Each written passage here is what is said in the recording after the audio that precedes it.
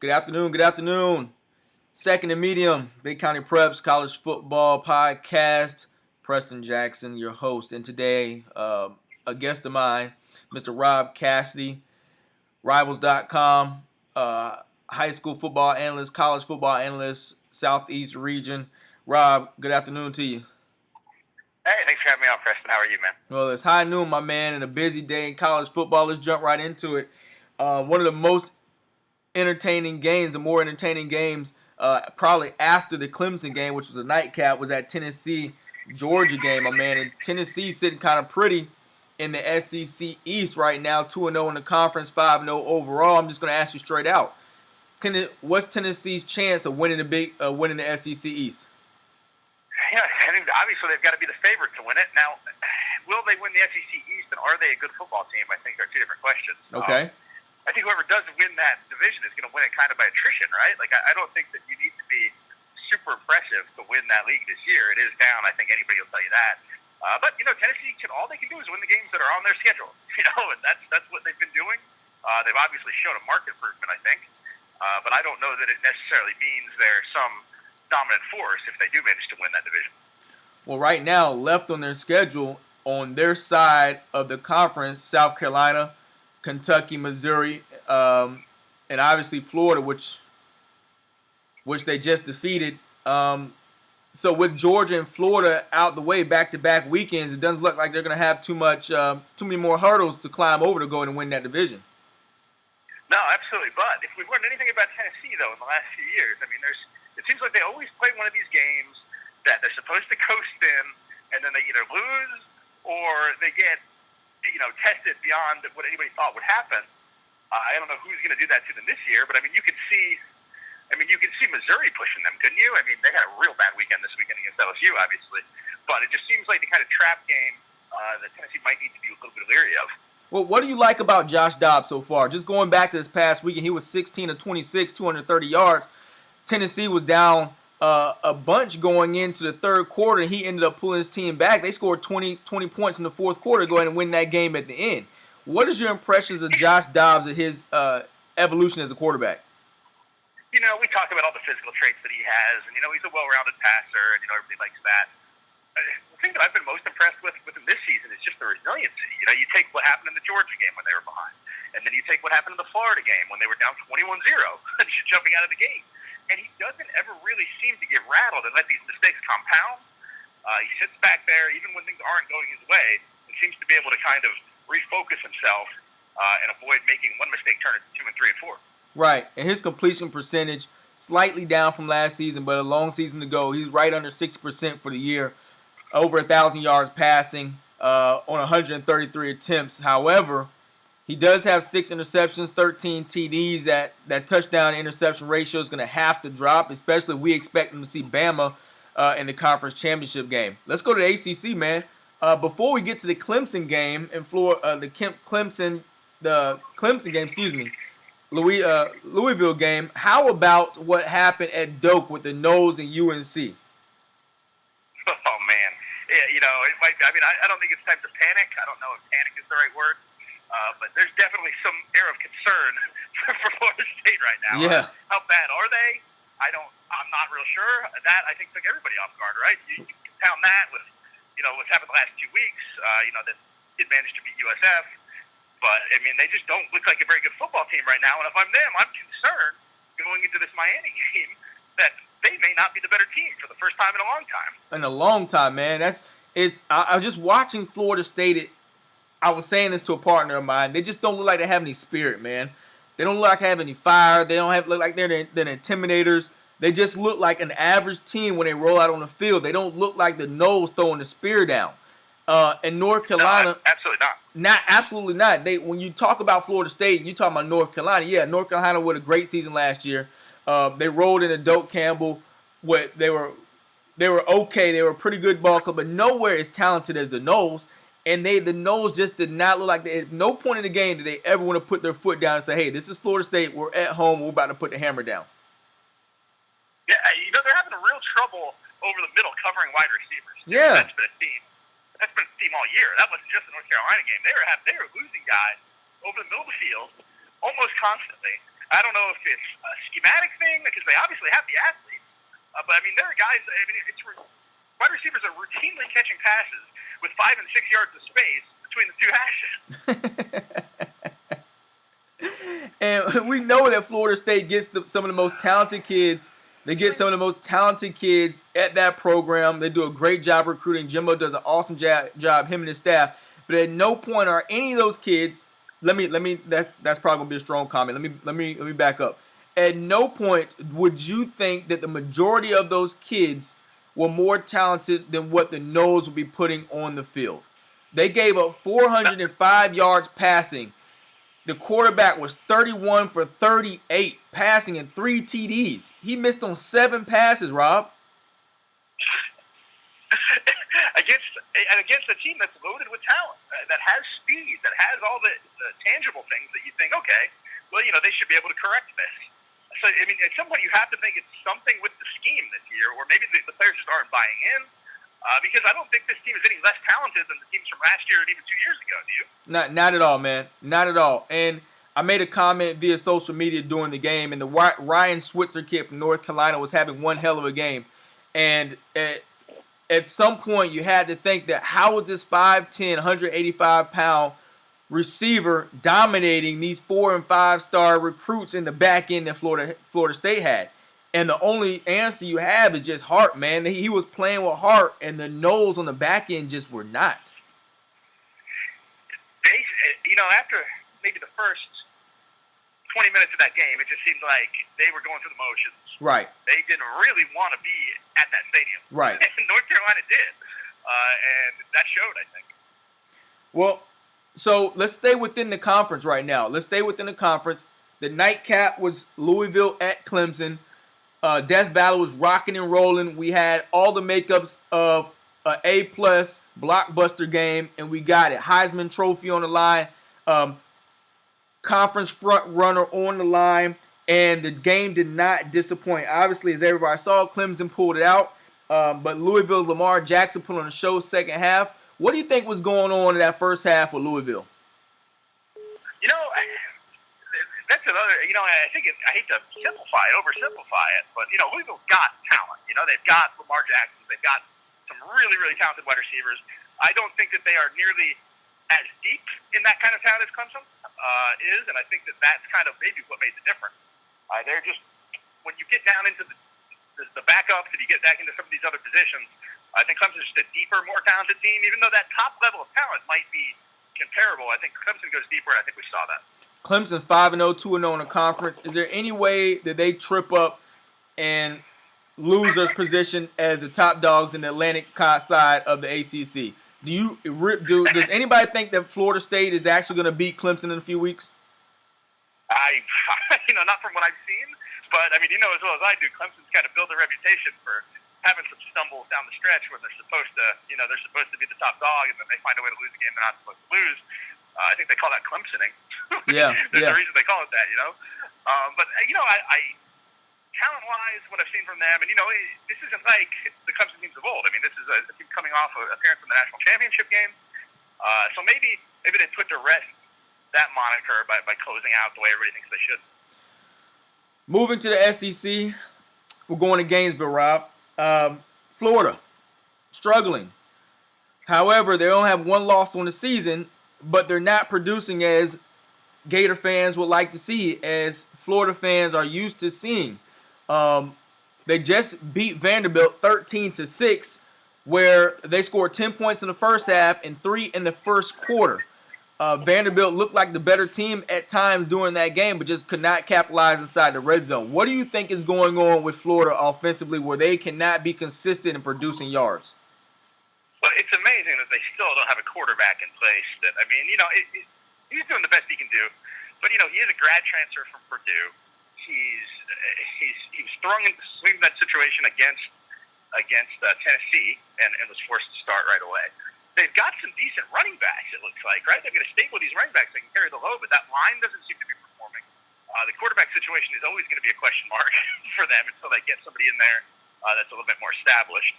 And when you've got a soft line and you've got an uncertain quarterback situation, that's a recipe for not being able to score very many points. So I think that's kind of what we've seen. Right. I definitely, man. The Luke Del Rio goes down. The Austin Appleby is an average college quarterback in my estimation. I'm not high on any of their running backs right now. Jordan Scarlett leads the team with 274 yards. Then they got 7 other ball carriers minus the 2 quarterbacks. They give you 5 ball carriers who've touched the ball with rushing attempts for the Gators this season. In all, the Gators only have 804 rushing yards this year. Okay, passing they're a little over 1232, but once they saw an SEC opponent, they lost. Once they saw their second SEC opponent in Vanderbilt, they struggled. The defense is doing the best they can, but they're on the field way too long. So now you got a tired defense. You're starting to get into your conference schedule. You don't have an answer at quarterback. Your running backs are just average in my estimation. It equals out to the Gators kind of getting by this season. The loss to Tennessee really, I think it showed what Florida is not and showed all that what they are. Oh, yeah, I completely concur. And, maybe what Florida fans need to understand is maybe that program coming out of the Will Muschamp era might have been a little bit further behind talent-wise than they think. It's hard to expect Jim McElwain to have this thing up and running at the level that they want it up and running right away.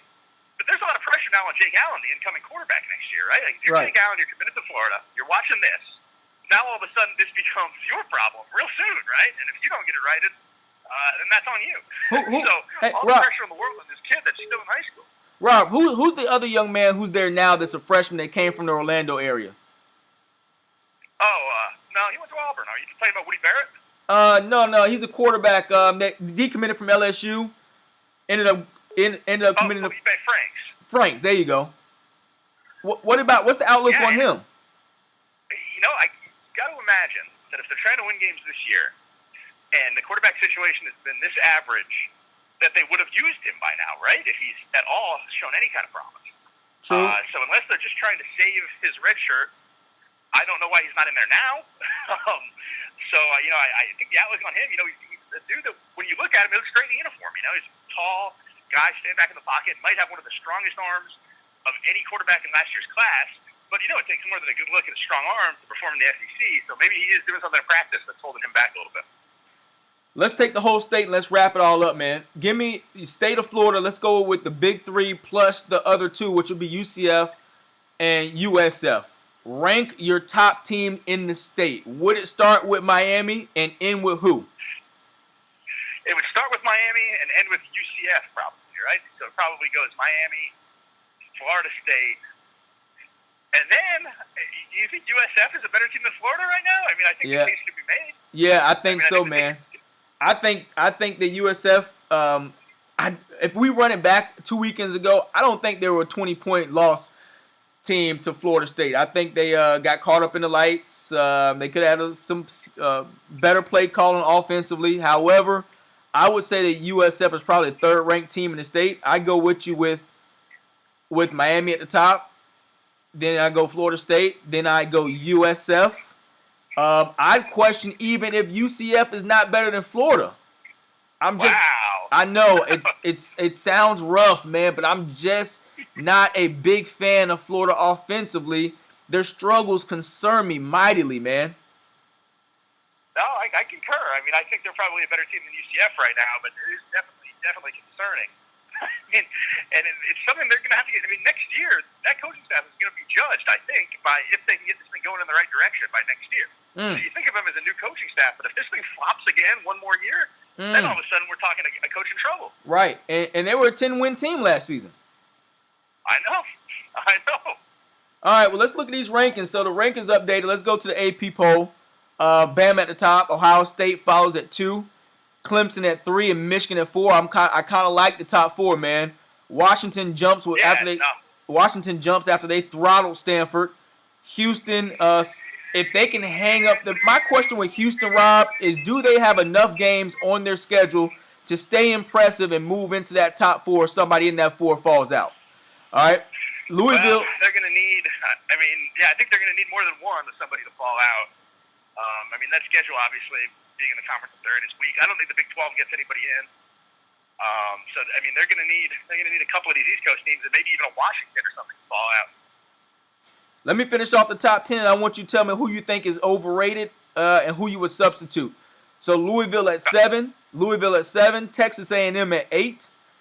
Quietly 5-0 Texas A&M at 8, Tennessee at 9, and Miami rounds it off at 10. So with those rankings, man, who do you think is possibly too high, too low, or who would you substitute in?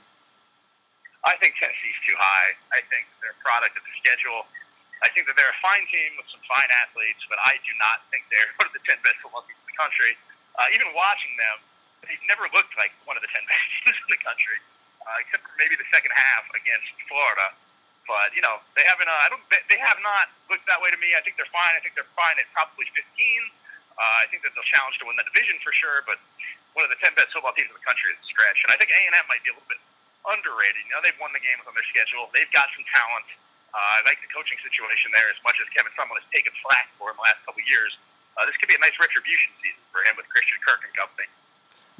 Interesting enough, Florida sits at 18 and Florida State at 23.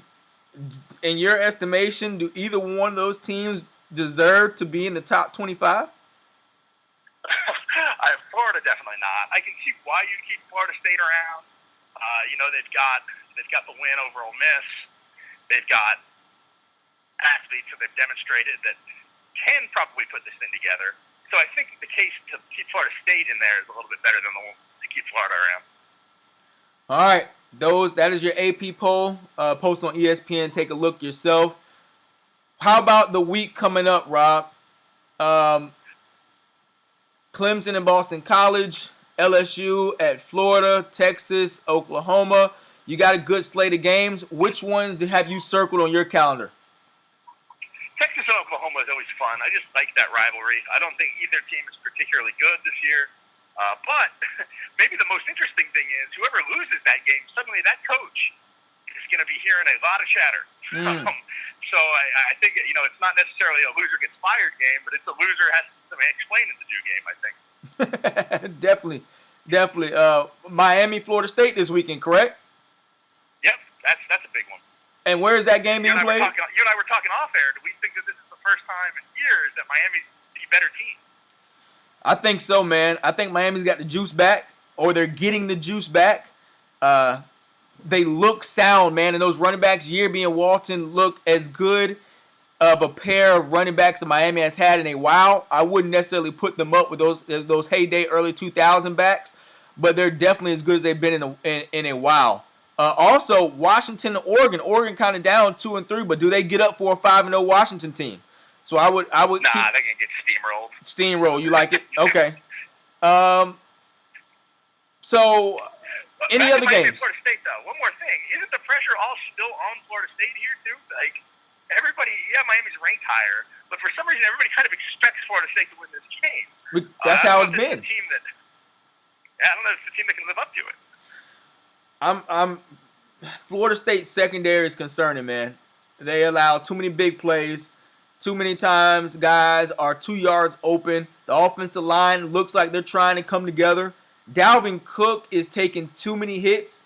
I'm honestly gaining more respect for Dalvin Cook every time he touches the ball because of the struggles he's having to go through, because everybody's going to put 8 in the box to stop him. Because they know if I'm a defensive coordinator, I'm going to make Francois beat me. I'm going to make them throw 30-plus passes with the redshirt freshman quarterback to beat me. I am not going to let Dalvin Cook run down my throat for 200-plus yards. It's just not going to happen. Since you have that, if that's your recipe to success, and that's the way to stop Florida State, then yeah, you got to give it to them. But the secondary, Florida State secondary, has no juice. They have no confidence. I would like to see them use Arden Tate, the 6'5" receiver, a lot more. They've got a group of receivers that are under 6 foot that they like to run a lot with. What's his name? Bobo. I'm losing train of thought. But a couple of those receivers are under 6 foot, the speed guys, but they can't get the ball to them. So Dalvin Cook is actually becoming their second receiver after Rudolph, because they have to find a way to get him the ball. Yeah, and they're doing this thing with get creative to get the ball in his hands more, and he is just taking a pounding. A pounding, so man. So many hits. It's really something. Miami, I'm going through their schedule right now. They beat FAM 70-3, FAU 38-10, App State 45-10. A good win beating Georgia Tech 35-21. And now they have Florida State, the arch rival. And like we said before, the running backs are getting the job done. Looking at Mark Walton, he leads the team, 63 carries, 445 yards. Joe Yearby, 44 carries, 321 yards. And Brad Kaya, who's definitely an NFL prospect, he is completing dang near 70% of his passes right now with 10 yards per pass, 8 TDs, 3 INTs, man. So this could be the year. Kaya's a special player. Yeah, he is. Yeah, he is. Who do you think he would? I throw Deshaun Kaiser up against Brad Kaya as either interchangeable one or two best pro style quarterbacks, pro eligible guys this year. Agree or disagree? Yeah, eligible for the draft. I really like Josh Rosen at UCLA, but he's going to come back another year. Yeah, for this year, yeah, I agree. I completely agree. I think Kaya maybe even isn't getting the respect he might even deserve, and a lot of people like him. That's not to say people are disrespecting him. It's just I think he's even more special than a lot of people think. I mean, he just really is something. The Miami defense looked good. They scored twice last week. They're not. I mean, that's something that went overlooked about that game. Sure, the score was a little bit lopsided, but Miami gets 2 scooping scores back to back in that game, which you don't see very often. You know. What do you think it is with because the players are pretty much the same, and they even kicked off 2 of their starting defenders before the season even started. So what do you think Mark Richt has instilled in this team to where the Canes feel like they have the juice again? It almost seems offensively, it seems like he trusts Kaya a little bit more. Kaya is being able to he's going through his progressions better. You see him throwing to secondary targets more. I've noticed that a little bit. And obviously, he's just got the juice back in him. They've got the spirit back. I think that early win, they say early games against teams like FAMU don't mean much, but when you win, when you throw up a 70 spot, that does wonders for your confidence if you're Miami, right? That does so then they go wonders. into a schedule against good teams with that confidence and that quarterback, and it's really all starting to click. That's going to be the nightcap game. Florida State travels down south to Miami. That's the 8 p.m. on ABC. Expect that to be a sellout game. Rob Cassidy, It's not going to be at a wedding, man. I'm not even going to be able to watch it. Who gets married on Florida State Miami weekend, Rob? Man, I'm telling you, I was not pleased. Look, don't name drop because I'm telling you, folks will hammer them. That is just ridiculous, and it's got to be the wife's fault, right? It's got to be the wife's fault. Well, no, you know what? Don't say anything because you're on a podcast. I can say that, you can't. However, congratulations to whoever's getting married, Rob. Keep that ESPN app ready so you can keep the updates. However, Florida State and Miami, they'll be the nightcap. We thank Rob Cassidy for joining us on the podcast. Rob, appreciate it. Hey, thanks for having me, Preston. Appreciate it as always. All right, man. We'll talk. All right, bye. Thanks for joining us on Second and Medium. BCP podcast. I'm Preston Jackson. That was Rob Cassidy. Look forward to a good slate of games again. USF hometown Bulls have homecoming. ECU comes to town. We already discussed Miami and Florida State. A big one in Gainesville with LSU coming to town. So in-state, we got a lot of good games. With that, we're going to let you go. Tune in next week.